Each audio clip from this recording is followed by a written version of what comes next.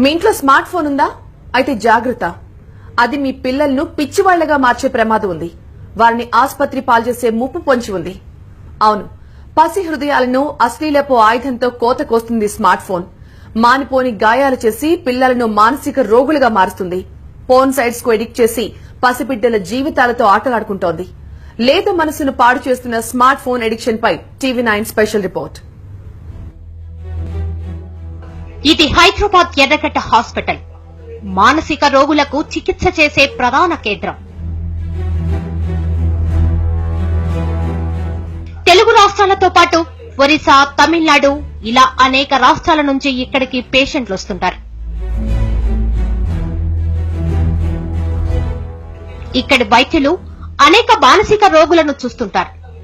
అనేక మంది రోగులకు ట్రీట్మెంట్ ఇస్తుంటారు. కానీ లేటెస్ట్ గా వస్తున్న కేసులను చూసి డాక్టర్లు ఆశ్చర్యపోతున్నారు.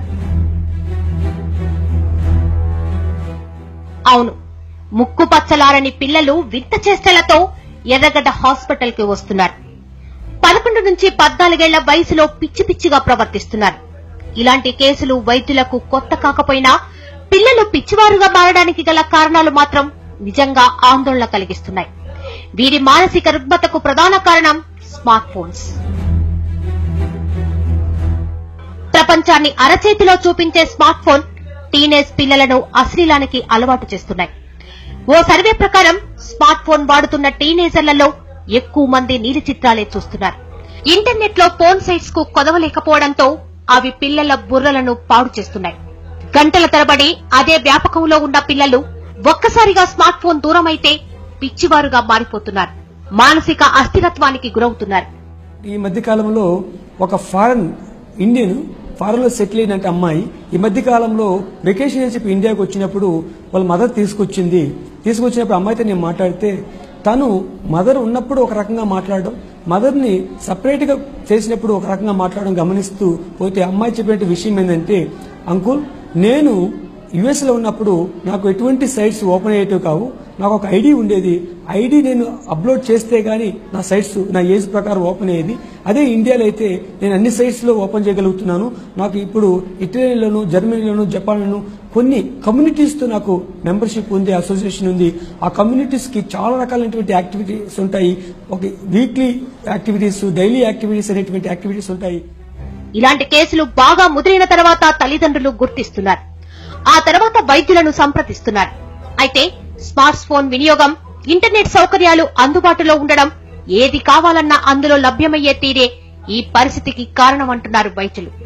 స్మార్ట్ ఫోన్ బారిన పడి ఎర్రగడ్డ హాస్పిటల్ కి వస్తున్న వారి సంఖ్య రోజు రోజుకు పెరిగిపోతుందని చెప్తున్నారు వైద్యులు. ఈ మధ్యకాలంలో మేము ఇట్లాంటి కేసులు చాలా చూస్తున్నామండి. చిన్నపిల్లల్లోనూ, టీనేజర్స్ లోనూ ఇలా. ఈ మధ్యకాలంలో స్మార్ట్ ఫోన్స్ వినియోగం ఎక్కువ అయిపోయింది కదా, అందులో చాలా సైట్స్ యాక్సెసిబుల్ గా ఉంటాయి వాళ్ళకి. తల్లిదండ్రులు కూడా పిల్లలకి స్మార్ట్ ఫోన్స్ ఇవ్వడం అలవాటు చేస్తున్నారు. అందులో వాట్సాప్ అని, ఫేస్బుక్ అని, ఇంకా చాలా యూట్యూబ్ అని చాలా ఇన్ఫర్మేషన్ అవైలబుల్ గా ఉంటుంది. చాలా సైట్స్ అవైలబుల్ గా ఉంటాయి. ఒక క్లిక్ చేస్తే చాలు అంతా మనకి వీడియోస్ అన్ని డౌన్లోడ్ అయిపోయి వాళ్ళు ఈజీగా యాక్సెసిబుల్ గా ఉండడం వల్ల ఎక్కువగా చూస్తున్నారు ఈ మధ్య పిల్లలు.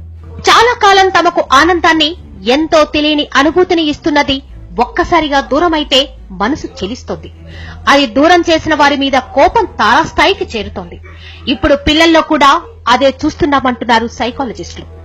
ఒక మొబైల్ ఇచ్చి, స్మార్ట్ మొబైల్ ఇచ్చి 15 రోజులు వాడుకోమని చెప్పిన తర్వాత అబ్బాయి గేమింగ్, అబ్బాయి ఫేస్బుక్ ఇన్వాల్వ్మెంట్ ఇవన్నీ చూసిన 16వ రోజు తీసేసి పక్కన పెడితే నిద్రపోడు, చిరాకు పడుతూ ఉంటాడు, సరిగా అన్నం తినడు, వస్తువులు ఏదన్నా చిన్న ఆర్గ్యుమెంట్ జరిగిన వస్తువులు పగలగొట్టడము, పీక్ లెవెల్ కు ఆర్గ్యుమెంట్ కి వెళ్లడము, కొట్టే పరిస్థితి ఏర్పడడం, ఇంట్లో నుంచి బయటికి వెళ్ళిపోవడం, లేదంటే చనిపోతామనేటువంటి భావన కలిగి ఉండడం, ఇన్ని రకాలైనటువంటి మానసిక పౌరితికి లోనే పరిస్థితి ఏర్పడుతుంది ఈ యొక్క డిపెండెన్స్ లెవెల్ మారితే. పిల్లలకు ప్రేమను పంచడంలో తప్పులేదు, కానీ వారు అడిగిందల్లా ఇచ్చేటప్పుడు జాగ్రత్త పడకపోవడం మాత్రం ముమ్మాటికి తప్పే. స్మార్ట్ ఫోన్ లో వీడియో గేమ్లతో పిల్లలను మానసిక రోగులుగా తయారు చేస్తుంది కూడా తల్లిదండ్రులే అన్నది వైద్యుల సలహా. పేరెంట్స్ జాగ్రత్తగా ఉంటే మీ పిల్లలు జాగ్రత్తగా ఉంటారని సూచిస్తున్నారు వైద్యులు.